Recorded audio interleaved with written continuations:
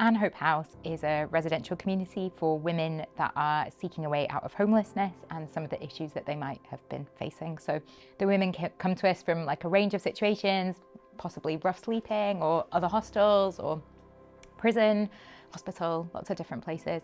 They can self-refer, be referred by other people, and it's not just accommodation. So they're coming to us and they obviously their primary need in that moment is to need housing, but they're also looking for an opportunity to turn their lives around. My name is Mel and I came to Ann Hope House in the midst of full-blown addiction. I'd been in long-term rehab before, but only lasted a few months before I relapsed. So when I found Ann Hope House, it was exactly what I've been looking for. I arrived straight from a hospital alcohol detox and I was totally broken. These are people just like us, so they've got the same dreams and hopes. They didn't, when they were 8 or 9, didn't think, I want to grow up and be in a homeless hostel or have a drug addiction. They grew up saying, I want to work in this setting, or I want to be a nurse. We've got somebody at the moment who's training, he's just got on a university course to be a nurse. And you think that's a dream that she had, and the route to that, it went off kind of course a few times, but she's now getting to do that dream. Choosing to leave Ann Hope House to study was one of the bravest decisions of my life. It was only because of what I received from my time at Ann Hope that I was able to do so. I now work for Bethany, and I hope I can provide the same level of love and encouragement to others. The primary way we offer hope is by showing the women love. A lot of the women experience that as something different. So they'll say, oh, there's something different about this place. I've never been kind of loved or cared for like this. Being part of the community has been a roller coaster for me and the staff. I wouldn't change anything. I love living here. The staff truly do love us till we can love ourselves.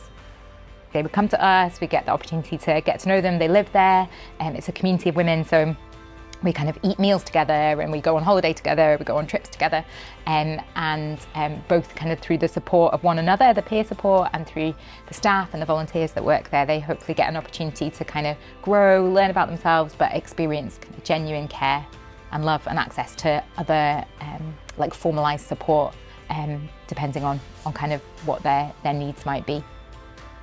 I hate to think what would have become of me if I hadn't been able to stay here, but I can honestly say that I might not still be alive.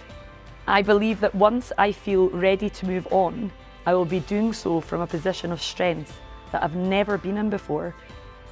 So for women that are moving on from us, most women moving on to their own tenancy, so I guess success for them might look like, in one sense, it's quite practical, like sustaining a tenancy. So having the kind of practical housing skills that many of them have not had the opportunity to learn in their life, even things like kind of basic managing bills and managing a home, and but also sustaining recovery from drug and alcohol use, having kind of meaningful supportive relationships in their life, good people around them, healthy relationships, and maybe having a job or some kind of form of employment or training, kind of realising the things that they've maybe wanted to do in the past. I've seen the women who have moved on before go on to lead very successful lives, and I credit that to their journey here. I'm looking forward to becoming an accredited debt advisor and eventually going back to work again. I'm especially excited just to run my own flat and make it my own. I feel more confident than I ever have that I will be able to do so successfully and to live a life that I can be proud of. A lot of the women that come to us when they first come, they would describe their life as being very in darkness and in chaos and in just in really dark, horrible places, and for them to move on knowing hope and knowing like peace and freedom from many of the things that they've maybe experienced to be really controlling and really held them back in the past. As I look into the future, I'm confident that I can take the lessons and love I've learnt here into my own home, continuing to grow in my recovery. One of the things that's really amazing about Ann Hope is that we get to know these women. You know, we're working in their home, so we get to know them really, really well. So we build these relationships that are really deep and really genuine. And so for us, it's amazing when people move on, but they stay in touch with us and they kind of come back for dinner and we hear how they're doing, which is really, really amazing. I found acceptance, unconditional love, peace, understanding, and wise women who showed me who I wanted to be. I grew in confidence, ceasing being anxious and insecure, and I laughed a lot.